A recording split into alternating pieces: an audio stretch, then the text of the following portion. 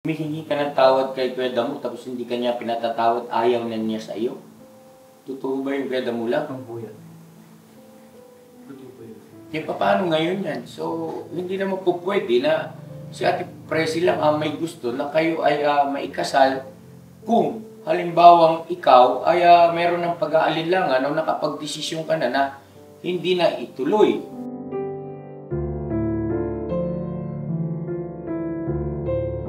Medyo kukurot ito sa inyong damdamin, pero kailangan no? Hindi natin kailangan dito magpaligoy-ligoy kasi hindi na tayo mga bata. Paano kung hindi nagdesisyon si Kuya Damulag na ituloy yung pagpapakasal sa iyo? Anong mangyayari sa isang Ate Presi?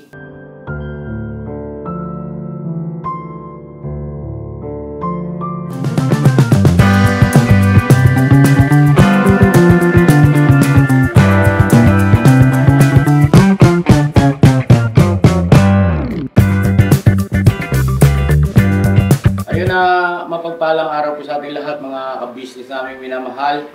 Ayun po, kasama natin ngayon si Ate Presi. Pasoy ako ng electric fan po, paki-off na lang. Salamat kaya. Thank you. So yun, kasama po natin si Ate Presi at saka syempre si Kuya Damulag. At itong dalawang ito ay magsing-irog. Agoy! Maraming mga viewers natin, mga ka-business na natutuwa sa inyo. Totoo yun.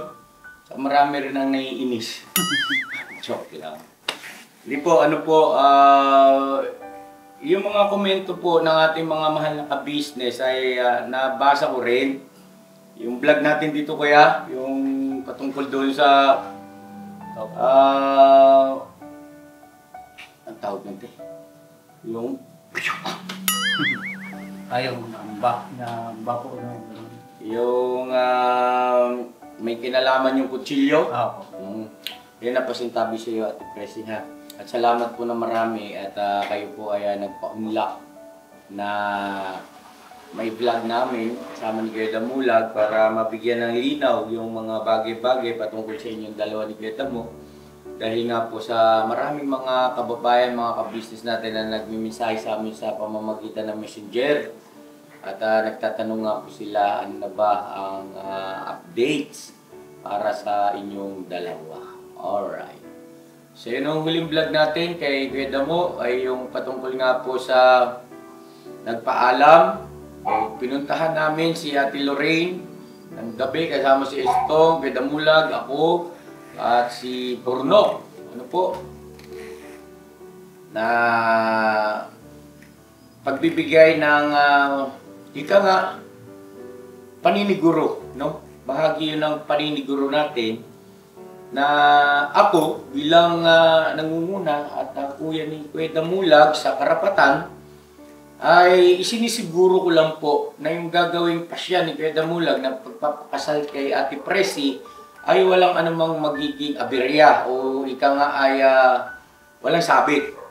Sa madaling salita, ibig sabihin ay totoong silang dalawa na lang talaga ang may relasyon sa ngayon ni Ate Presi at saka ni Kuya Damulag. At ayun na, pasintabi at makikiraan po kay Ate Lorraine at saka sa iba pang mga magandang gamitin o akmang gamiting termino sa mga X. Ilang X? Triple X. Joke lang. Mga ka-business. Ibig kong sabihin ay yung mga naging parte ng buhay ni Kuya Damulag na mga naging kaparehan niya, no? Nakasama niya sa madaling salita. Ayun pasintabi po sa inyo at kinakailangan pong ito ay halakayin natin o usapan natin para rin naman at least update kayo at alam nyo po yung mga bagay-bagay patungkol kay Kuya Damulag dahil si Kuya Damulag ay naging parte ng inyong buhay sa mahabang panahon. Kaya ngayon hindi na maalis yun. Diba? Naging bahagi ng inyong buhay. Nakasama niyo si Kuya Damulag At ang amin naman po ay dito sa napipintong kasalan na Damulag at saka si Ate Presi ay gusto ko po na sana walang anumang mga alingusngos. O kaya sinisikap namin ang bawat isa ay makausap namin personal at kung kinakailangan sa pamamagitan ng mga makabagong teknolohiya, no, sa messenger, sa cellphone, kung ano pa man, ay ito gawin natin para lang wag naman ika nga magulantang na lang tayo kung kailan nandun na. Ano po? So yun na Ate Presi, pasintabi siya, pasensya na po kayo ha. Doon sa naging aktwasyon po namin, Kuya Damulag, kasama yung ibang mga kagwangs na kami po ay umaroon kay Ate Lorraine. Hindi po yun para sila ay si Kuya Damulag ay makipagbalikan sa kanyang dating naging karelasyon, hindi po. Kundi yun ay bahagi po ng paniniguro na sa mismo sa bibig ni Ate Lorraine nang galing na wala na sila ni Kuya Damulag. Ano po? Kasi mahirap po eh. Hindi naman sa wala akong tiwala kay Kuya Damulag, kaya lang iba pa rin yung maniguro tayo. Lalo pa nga usaping magpapakasal. Eh, hindi natin may tatanggi mga kabisnes. Ubod ng gandang lalaki naman talaga kasi kung Kuya Damulag namin eh. Totoo yan. Oh. Totoo po yun. Yung sinasabi ko sa ito, bubulagan ka na rin. Magpa-check up ka na rin mata mo tayo. Nag-joke lang. Nakakatuwa lang mga kabisnes. Kasi kanina, off-cam, dumating nga po magkasama si Kuya Damulag at saka si Ate Presi. Binibiro ko si Ate Presi na bakit sigurado ka bang pakakasalan mo yung si Kuya Damulag? Mapapala mo dyan. Baka, alam niyo yun, tinitest. Pasensya ka na tayo. Ika nga meron lang akong gustong mapagtanto, personal. Ano po? At sa pagkakataon ito, mga kabisnes naming minamahal, ay napatunayan ko po na talagang grabing pag-ibig yan na Presi. Sabi ko nga, biniro ko nga po, meron akong ipapakilala, negosyante. At di hamak na mas gwapo kay Kuya Damulag. Sabi niya, no deal. Kay Damulag pa rin ako. Ikaw, pwede mo. Grabe yung lakas ng aray mo, kaya.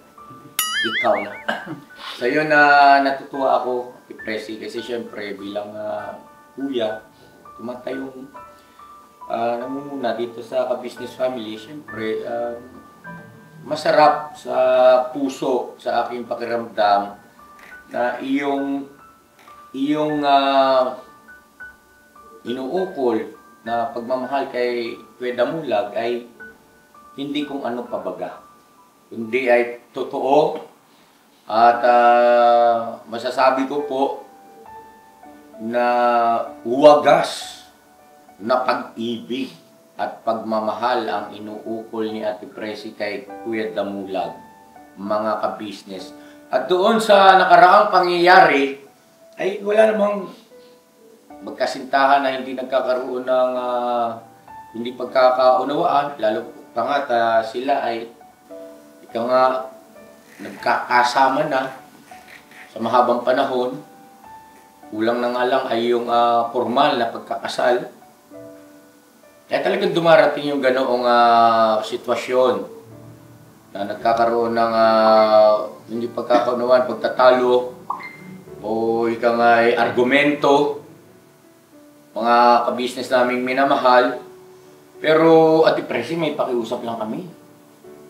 Huwag mo na ulit palit pa rin yung pachow! Hindi kasi, bagay ng pag-iingat, di natin masabi, di ba? No? Kasi, alam mo naman, yung kalaban natin hindi nakikita ay mapagsamantalayan, parang liyong umungal, no? Na naghahanap palagi ng masisila at pagkakataon. So, nakakatakot lang din. Ulitin mo, tayo mas malaki.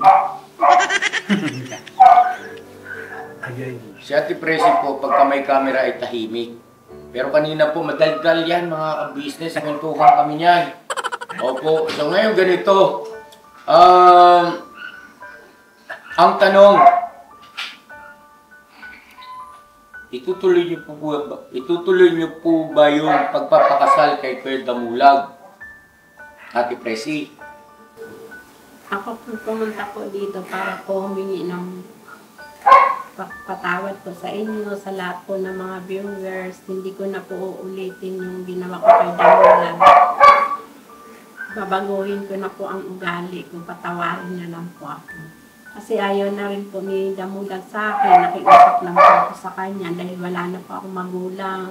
Yung mga anak ko po may mga asawa na, ayoko po dun sa makisama sa kanila. Kaya humihingi ako ng kay Damulag na pagbigyan na po ako ng isang pagkakataon pa para magbabago na po ako. Ganon? Kasi ayaw na po ako patawarin. Kaya po pinuntahan ko siya sa bahay ni Bong. Kasi malapit po yung bahay ng kapatid ko doon. Sabi ko, sisilip po ako doon, baka po nandoon si Damulag. Tapos nakita ko po nandoon po talaga. Kaya nanghingi po ako ng tawad sa kanya. Sabi niya, doon po, dadalhin kita doon kay Kuya Ka-Business, doon ka humingi ng tawad sa kanila. Ayun paglilinaw lang po Ate Presi. Patungkol sa mga bagay na yan na personal ninyo ni Kuya Damulag ay kayo dapat ang higit na nagkakaintindihan, nagkakaigihan, nagkakaunawaan At yung hinihingi mo ng tawad na patungkol saan ba yun? Yung sa paghagis mo ng kutsilyo kay Kuya Damulag, yun po ay bukal sa puso kong tinatanggap at naiintindihan ko po kayo. Wala namang perfecto. Nga lang, ay maging maingat tayo dahil sa yun ay patalin. Pwedeng maging mitsa ng buhay kasi, no? Hindi ko naman sinasabi na magiging perfecto yung inyong pagsasama bilang mag-asawa sa hinaharap o naikasal na kayo. Darating at darating din yung pagkakataon na kayo ay merong hindi pagkakaunawaan, pero sana ay usap lang. Ano po? At doon sa ating mga ka-business na nag-alala sa kapakanan ni Kuya Damulag ay maraming salamat din po. Ngayon at ayun naman po, no, hindi ko rin expected na yun ang sasabihin ni Ate Presi. Nakatawag lang ng pansin sa akin, mga ka-business naming minamahal na humihingi ka ng tawad kay Kuya Damulag tapos hindi ka niya pinatatawad, ayaw na niya sa iyo. Totoo ba yung Kuya Damulag? Totoo po yan. Totoo po yan. Kaya paano ngayon yan? So, hindi naman po pwede na si Ate Presi lang may gusto na kayo ay maikasal kung halimbawang ikaw ay meron ng pag-aalinlangan o nakapag-desisyon ka na hindi na ituloy. At isa pang bagay, ang aking napansin doon sa binanggit niyo po, Ate Presi, na wala ka ng mga magulang at ang iyong mga anak ay may kanya-kanyang pamilya na malayo sa iyo. At kaya ayaw mong mawalay kay Kuya Damo. Para sa akin, hindi tama na rason o dahilan para yun ang pinakatungtungan o pinanghawakan mo kaya ikay magdidesisyon na magpapakasal. Pasintabi po, Ate Presi, ha. Kaya mangyayari niyan ay parang companions ang hinahanap mo. Mahal ko rin po si Damulag. Hindi po ako babalik sa kanya kung hindi ko po siya mahal.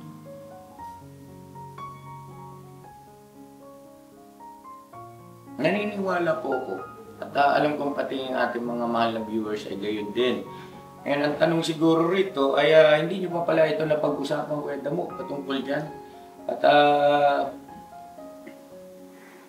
para sa akin, Kuya Damo, hindi naman sa pinanghimasukan tayo, lalo na yung sa personal mong pagpapasya, ay yung paghingi ng tawad ni Ate Presi ay pakiramdam ko, pakiwarap ko, hindi naman 100% ay totoo para sa akin.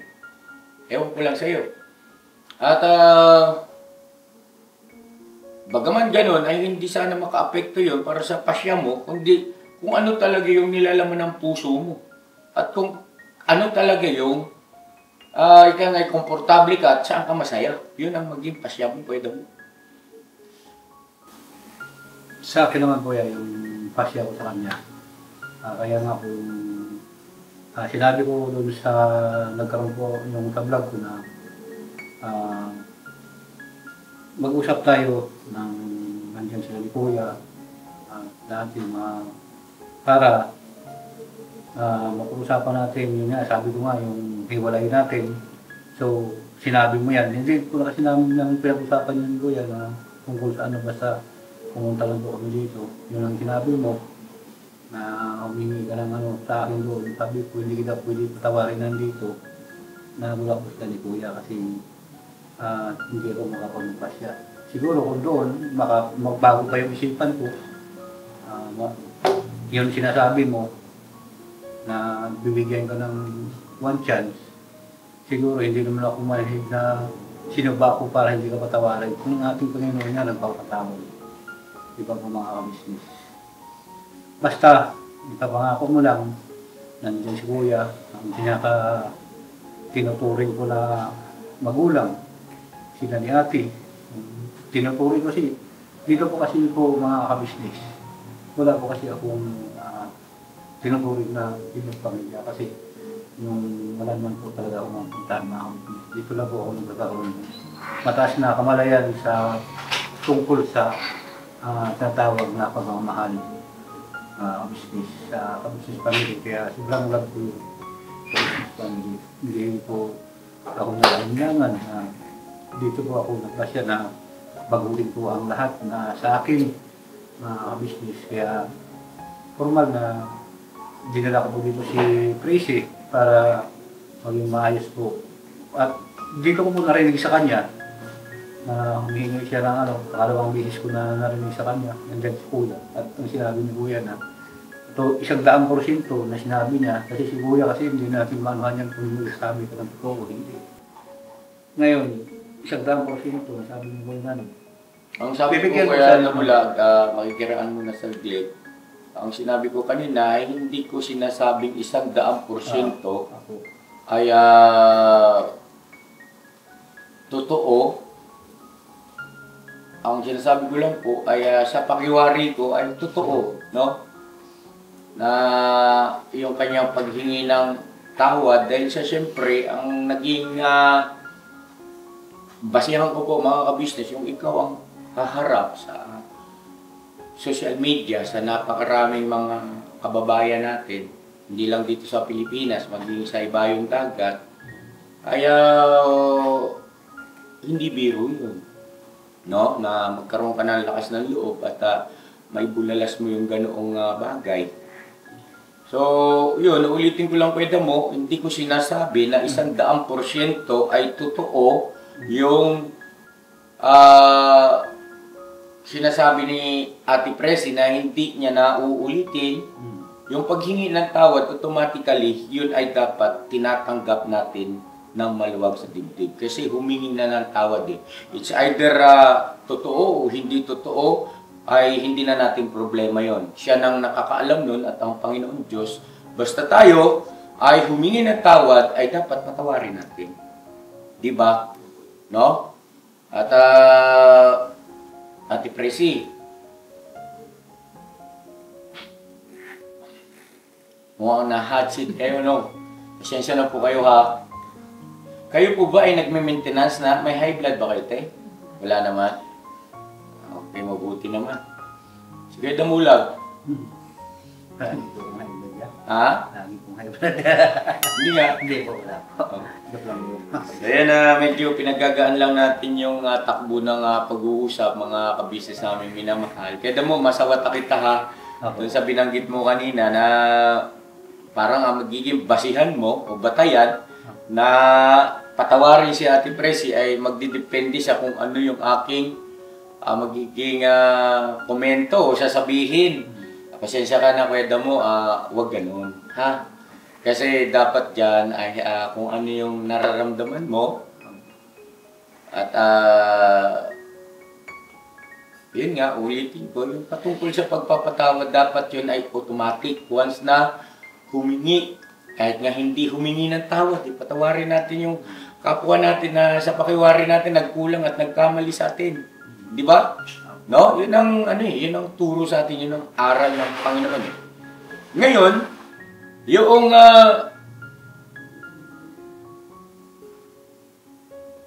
hindi na uulitin, yung ginawa ay hindi natin alam yun. Walang nakakaalam nun, no?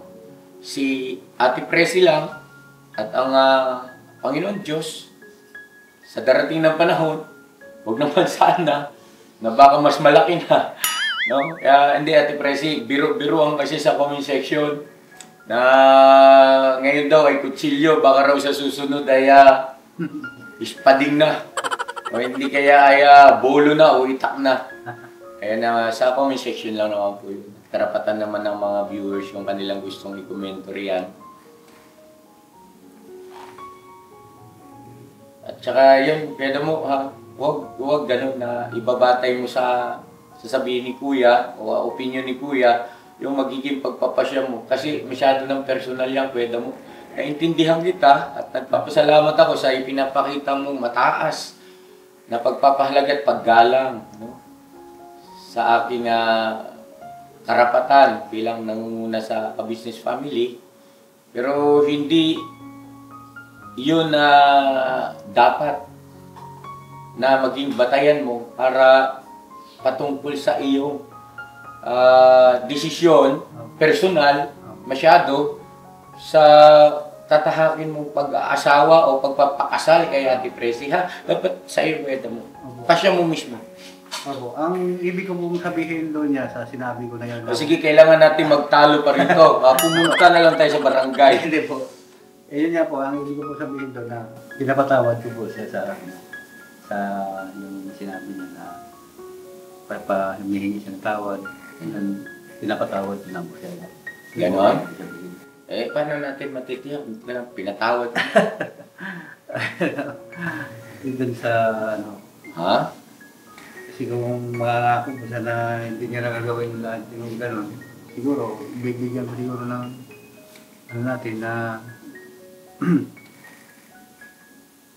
pag-isipan kung talagang magbabago. Ate Presi, gano'n mo kamahal si Kuya Damulang? Mahal na mahal ko. Bakit? Kaya po ako pumalik sa kanya. Dahil hindi ko kayang mawala siya. O dahil baka kailangan mo lang siya, kaya mahal mo siya. O baka dahil sa mahal mo siya, kaya kailangan mo siya. Alin ba roon? Parang movie yun diba? Yul Pascual at saka Claudine Barreto ba yun? Shout out sa mga batang 90s. Pero may punto, mga ka-business, baka kaya mo siya mahal kasi kailangan mo siya. Hindi po. Ako nga po nagbabayad ng bahay. Hindi, hindi sa aspetong material, hindi sa aspetong material ang aking tinutukoy. Yung baka kailangan mo lang ng kasama. Baka kailangan mo lang ng companions o companions. Kaya ganun. Kaya po nagawa ko yun dahil nga po sa sobrang pagmamahal ko po sa kanya. Nakakatakot man dis. Sobrang pagmamahal. Kaya Kutsilyo pa lang dis. yun na po ako, hindi na po uulitin. Paano kung limbawang Ate Presi, may tanong lang po ako. Yan, kanina tinanong ko naman kung kayo ay nagme-maintenance, wala naman dapat alalahanin sa bagay na yon. Medyo kukurot ito sa inyong damdamin, pero kailangan no? Hindi natin kailangan dito magpaligoy-ligoy kasi hindi na tayo mga bata. Paano kung hindi nagdesisyon si Kuya Damulag na ituloy yung pagpapakasal sa iyo? Anong mangyayari sa isang Ate Presi?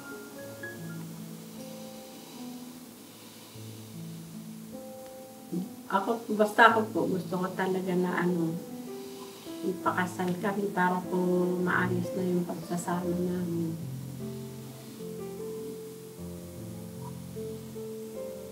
Bakit mo minahal si Kuya Damulag, ate? Pasintabi po. Basta Eh, po siya. Ang ibig kong sabihin doon sa tanong ko ay, siyempre, alam naman natin na ang pag-ibig ay, love is blind, no? At hindi natin pwedeng sukatin sa anumang paraan at anumang panukat, ano? Ang ibig kong sabihin ay, sa simula't simula, alam mo kung ano ang sitwasyon ni Kuya Damulag, di ba? Kanya lang, ang pag-ibig nga ay mahiwaga. Okay, andun na tayo. Paano, Ate Presi, kung halimbawa nag-desisyon si Kuya Damulag na huwag na natin ituloy yung pagpapakasal at magkanya-kanya na lang tayo.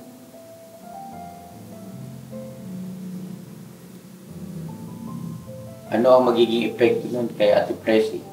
At gusto ko lang po ipaunawa sa inyo bago kayo sumagot, yun ay karapatan ni Kuya Damulag.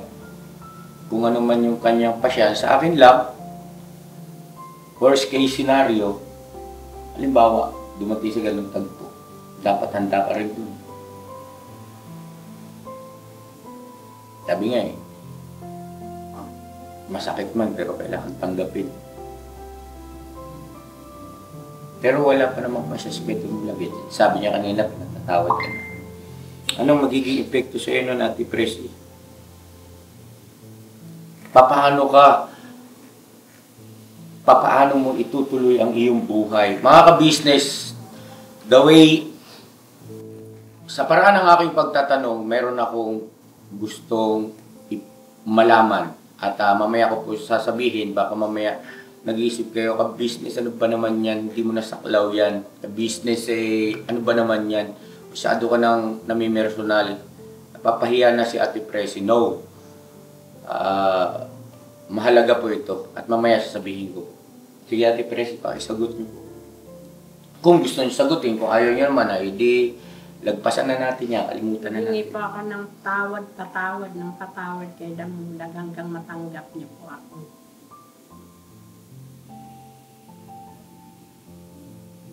Papasok ka pa rin sa trabaho mo.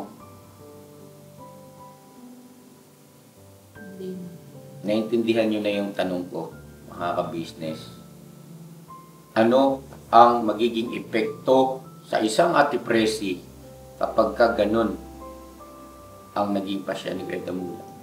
Hindi ka na papasok sa trabaho mo. Bakit?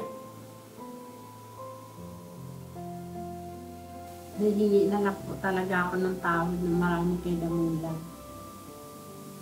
Pagka hindi ka na pumasok ulit sa trabaho mo, paano ka mabubuhay? Magkalayo na kayo ni Kuya Damulag. Halimbawa, Magtinda-tinda na lang po ako kahit ano-ano, mga palamig, mga baseball, ganun. Para lang po mabuhay ako. so lalabang ka pa rin. Gets nyo na ako, mga business namin minamahal. So yun na, Kuya Damu, at panahon na para ikaw naman ang maghayag ng iyong saloobin. Kasi naman, Tracy, yung sana, masabi ko lang sa'yo, dahil tuloy yung kasal natin. Ano, Kuya? Pakilakasan at pakiklaro. Kung sa'yo naman, Tracy, kung matuloy yung kasal natin, na payagan ng panahon, sana baguhin mo na yung ugali mo, mangako ka na huwag ka nang gumawa ng pagsilos kasi asawa mo na ako eh. Huwag ka nang gumawa ng hakbang na ikakasama ko, ikapapahama ko na dapat nakikinig ka sa akin kung ano mga sinasabi ko. Dapat yun ang dapat mong gawin. Kasi mahirap yun na nagpapaliwanag ako gano'n na ganyan. Kung ano ang kasalanan ko, bakit biglang ng ganyan. Dapat ipinapaintindi mo sa akin yun bago pa magsalita. Na ganito kasi ginawa mo, mali yun. Maintindihan ko yun kasi alam mo naman eh, hindi tayo nakakapag-aral. Diba? Ayun ang kakayahan ng isipan ko eh. Pares lang tayo na hindi nakakapag-aral. Kaya mahirap tayo na kaya dapat maintindihan mo talaga lahat ng ginagawa mo. Dapat alalahanin mo na hindi lang ikaw yung nagmamahal sa akin. Hindi. Napakadami. At hindi rin yan, hindi ko rin alam sa iyo na masama loob mo sa akin, hindi mo sinasabi. Diba? Dapat sabihin mo muna sa akin na sama loob ko sa iyo kasi hindi ka umuwi. Kahit anong explain ko, hindi mo ako maintindihan kasi iniisip mo kung saan ako pumupunta. Hindi ka dapat ganun kasi ang sinisikap ko para sa atin, hindi para sa kanila. Diba? Na kung ano man, mabigyan natin ng bukasan yung anak natin. Paipon tayo, makabigay tayo ng, ayaw mo pa ng ganun. Diba? Kaya nga sabi sa akin, kanina, patawarin mo ako kasi sabi ko, hindi pwede na sa akin yung tagay ko ng kuya para malinaw ang pag-usapan natin na sinasabi mo. Totoo. Kaya dito naramdaman mo na sinasabi mo, totoo. Kaya gano'n. Kasi hindi naman tayo na mga kabisnes natin. Nandiyan na napanood tayo tapos tapos maging sinungaling tayo sa harap niya. Magbago na tayo kasi natanda na tayo eh. Winawala na dapat natin sa sarili natin yun. Yung mga ganung bagay. Kaya, yun. Dahil siya ganun yung mo, binibigyan kita ng pagkakataon. Pero siyempre, mag-iisip din talaga ako ng kung talagang yun dapat na kung ano dapat yung gawin na decision. Pero sa malamang na malamang, sinabulan ako para hindi kita patawaran. Siguro pang gawin doon. At kung ano man ang mo sa sarili mo, ikaw, kung anong decision, binibigyan kita. Kasi mahal ko naman dito ito nakakamiss kasi sa oras mong ako ay nangangailangan ko ng nagtatrabaho ko siya sa umaga, sa gabi. Yung kita niya, lahat niya nakita. Halos sa akin lahat na pupunta sa kain, tapos kinabukasan, pupunta ko sa akin na pandapilay, nakakandabali sa sisikan ng mga sasakyan para makapaghatid lang sa akin ng pagkain, mga kabisnes. Kaya hindi naman po kasi ako ganun, hindi ako kasi yung isipan ko po kasi noon, hindi ko ako noon kaysa ibig ko sabihin, napakalaki talaga yung pagbabago kasi na dati kasi wala akong pakialam eh. Ano man sakripisyo na ginawa mo sa akin, bali wala ko sa akin yun. Pero sa ngayon kasi naintindihan ko na ang lahat-lahat ko ng bagay. Pagka sinabi mo sa tao na pinaasa mo yung tao, dapat tutuparin mo. Ayun. Kaya ito, Prissy, yung ginawa mo sa akin na sinasabi mo na mahal ako, naramdaman ko yun kasi lahat ginawa mo para sa akin. Doon ko nasubukan yung na totoo yung sinasabi mo. Kaya hindi naman ako na itatapon na lang kita ng ganun-ganun na para sa akin na tapos ito pakinabangan, tapos isang lahat na sakripisyo mo sa akin, tatapon na lang kita. Kaya nga kita hindi may iwanan eh, dahil ganun eh. Ang ginawa mo sa akin. Kaya maraming salamat sa iyo. Yun. Mahal pa rin kita ngayon. So, ibig sabihin kay Damulag, ibig bang sabihin niya yung mga pahayag na yan ay tuloy ang kasalan ninyong dalawa? Tuloy. Kailan ang petsa? Wala pa po kuya eh. Mga kabisnes namin minamahal, hindi nga tayo sa petsa nga February 14 kaya hindi rin natuloy yung kasalan nila sa February 14 eh. Pero totoo ay natuloy naman yung kasalang bayan, di ba Kuya Damo? Oo, kuya. Oo, kasi nung una po kasi nabanggit ni Kuya Damulag na parang nireschedule pero natuloy din naman pala. Anyway, patungkol sa petsa po, mga ka-business naming minamahal, nagbigay tayo ng konting allowance at palugit. Ibig sabihin ay para makapaghanda-handa rin tayo. Kaya lang, ang banggit kasi ni Mama ka-business, yung birthday ni Kuya Damulag ay March 13. At magka-birthday sila ni Bunso, ni Budang. Swerte nga yan. Malabong walang handa yan sa birthday niya. Lagi-lagi yun. Iba din pala. Oo. Pares na pares sila ng birthday ni Budang. At si Boss Dave naman, shoutout kay Boss Dave. Advance birthday rin kay Boss Dave, March 24. Baka naman, boss. Pagbutihin mo pag-aaral mo na at carry yan. So yan, abangan mo sa birthday mo na at baka, hindi ko pa sure. Pero who knows, bilog ang mundo. Ayun, so mga ka-business, at least klaro na si Kuya Damulag po ay nagpasya na itutuloy ang kasal ni Ate Presi. Medyo, Kuya Damo, pasensya ka na ha. Okay. Kasi siyempre, ako, anak din ako eh. At siyempre, meron tayong nanay, meron tayong mga kapatid na babae. At naturalmente, ako ay merong kabiyak, no? Si Mama ka-business. Yung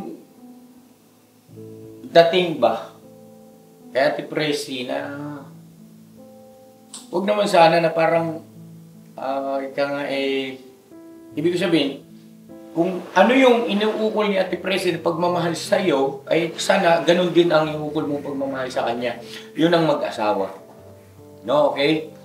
At nagkakamali at nagkakasala ka sa paningin ng ating Panginoon Diyos kung hindi gayon. Dahil ang lumikha ng pagkakasal ay siya. Kaya nga pinagsama ng Diyos ay paghiwalay ng tao. No? Ang unang ikinasal niya ay si Eva at Adan. At marapat lang. Kasi sabi nga ang iyong asawa ay laman ng iyong laman. Buto ng iyong buto. Ate Presi, hindi gusto po kayong banggitin. Maraming salamat lang muna. Tsaka sorry po sa mga viewers, tatawarin ko po ako. Hindi ko na po uulitin yung ginagawa ko kay Damulag. Babaguhin ko na po ang ugali ko po. Tsaka sa inyo, kaya ka-business. Sorry po. Kailangan naman natin at kalimutan na natin yon. Ako, tinitingnan ko rito ay positibo. No? At binanggit mo na hindi mo na gagawin yung mga bagay na hindi maganda na ginagawa mo dati kay Damulag. At dapat lang kay Damulag, ganun ka rin kay Ate Presi. Okay. Kung ano man yung mga bagay na ginagawa mo dati na hindi mabuti at maganda, ay huwag mo na rin gawin. No? Makakaasa po eh.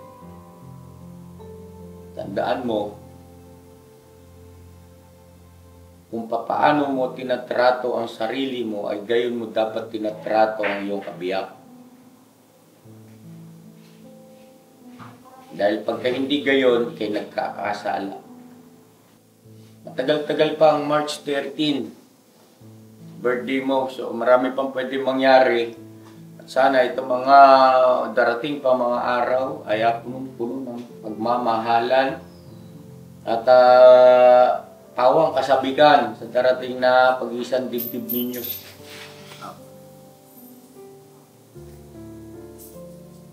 Paano namin matitiyak na talagang ikay okay ka na kay Damulag, pinatawad mo na si Ate Presi at totoong sinasabi mo na mahal mo siya. Hindi mo siya mahal dahil sa kailangan mo siya. Ha? Hindi po, ma. Nakita mo na ba ang iyong forever? seryoso sa iyong Ang asim mo. Kaya pala habulin ng babae kasi maasim daw. Kaya maraming kinikilig eh. Asim kilig. Sorry po mga business, mabira. Ano po kasi, first time kong umarap sa ganito. Na gihamak na mas may edad sa akin at syempre nakakatuwa lang. Salamat sa pagtitiwala niyo po sa akin ha. Salamat. Presi, advance congratulations. Ganda mo, salamat na marami ha. Hindi ko sukat akalain, naniwala ka sa akin. Yun ang malaking pagkakamali mo. Hindi po yun. Naniwala kahit kuya ka business. Hindi po na po yun. Ganon? Nagkamali ako. Kasi tanda na ako eh. Sangan ako lumaki kaya alam ko yung tao na nagsabi ng totoo at saka hindi. Maramdaman mo naman yun eh. Ayaw ka masyado pakasiguro sa nararamdaman mo. Hindi. Kasi minsan yung nararamdaman mo, akala mo eh. Yun na. Oh. Pero hindi lang po kasi na buhay, ano po yan, linggo eh, taon lang po kasi. Kaya sure po ako. Test lang yun. At syempre naman, hindi naman liko ang isip ni Kuya ka business para, di ba? Ako. Magpasya o kaya nga ay magpayo inyo ng kasama ninyo. Ako. Hindi man ako perfecto, pero once na yan ay napagtanto ko, isang bagay lang sabihin ko sa inyo, 100%, hindi ako magdadalawang isip. No? Naramdaman ko. Na itama yung mali at bumalikwas. Diba? Ako. Kasi lahat tayo nagkakamali. God bless sa ating lahat mga ka-business namin minamahal. I love you all. Bira lang tayo at wala bang sealed with a kiss na yung para naman ito mga teenager parang ito, puppy love. Ayan, ganun. respeto sa isa't isa. Sorry lang lang. Salamat ang tawad mo ako. Ang tampis. Mga ka-business, si Ate Presi po ay jolly siya pagka medyo nakapalagay ang loob niyo po. Ako masasabi kong gano'n na ano siya, masayahin. Kaya lang yan nga, hindi siya umiimik. Ngayon dahil sa nakakamera tayo, umimik ka na kasi. Eh, pakasalan mo rin. Naniwala po ako na mahal mo po kami doon. Ay. Pag-ibig. Ay, sis Tong, nangulog-tol. Tong, anong petsa na? Ang tamis pa. Ay, nainggit. Ang tigwang na isa. Gusto po ang cameraman natin. Salamat, Tong. Yes, you're welcome. Okay, so siguro susunod na vlog natin, mga ka-business, ay yung ano na. Hindi mo na ako magbablog patungkol dito sa dalawang ito. Pagka yung ando na sa mga pintuan na. Kasi yung mga viewers na hindi maiwasan na maapektuhan. Yes. Merong mga nag-urmentado rin sa comment section. Kalma. Relax. Payo ang pinaka-the best. Oo, natural. Lahat tayo merong emosyon. Pero kalma muna, tapos tayo ang pinakahigit na kailangan ng itong dalawa. No? Lugutin yung pagbablog nyo, magtuwang kayo sa pagbablog. Kung sakali na kayo magkasal, magsimula po kayo ng ng sarili ninyong hanap buhay habang medyo may lakas pa kayo. Kesa nangangamuhan ka, Ate Presi, magsimula kayo. Oh, kahit maliit, importante, nagsimula na maliit na unti-unting lumalaki at lumago. Isa naman nagsimula na malaki, unti-unting lumiliit at hanggang sa nawala. Bira! Banak Bira.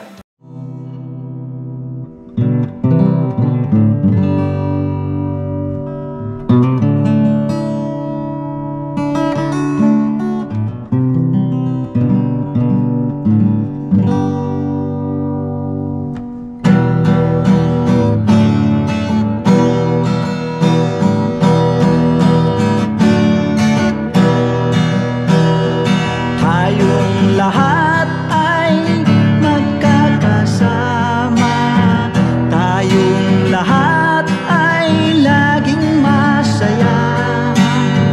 Pagtulong nyo ay sigurado, pagkat mayroon kayong heart of gold.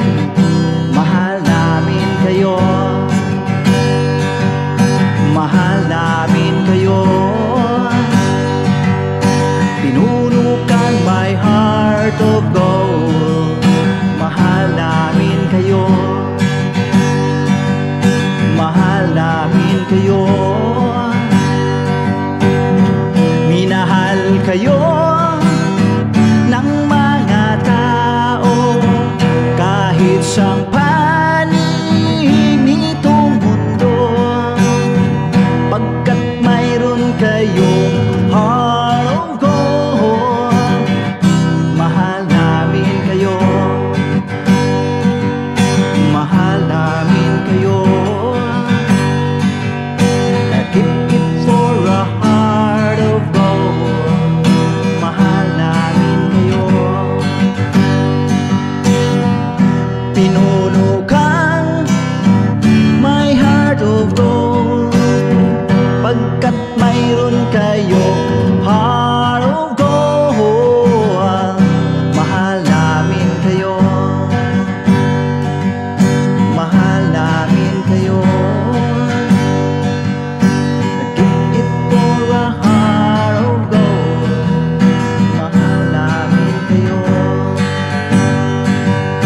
Pinuno kang my heart of gold. Mahal namin kayo. Ang dami mong natutulungan, hindi ka nag-aalinlangan. Pamilya at pangkabuhayan, tunay kang ang maaasahan. Mahal namin kayo. Pinuno kang my heart of gold. Mahal namin kayo. Mga gawa mo'y kinalulugdan ng ating Diyos na makapangyarihan. Pinuno kang my heart of gold. Mahal namin kayo, mahal namin kayo. Pinuno kang my heart of gold. Mahal namin kayo.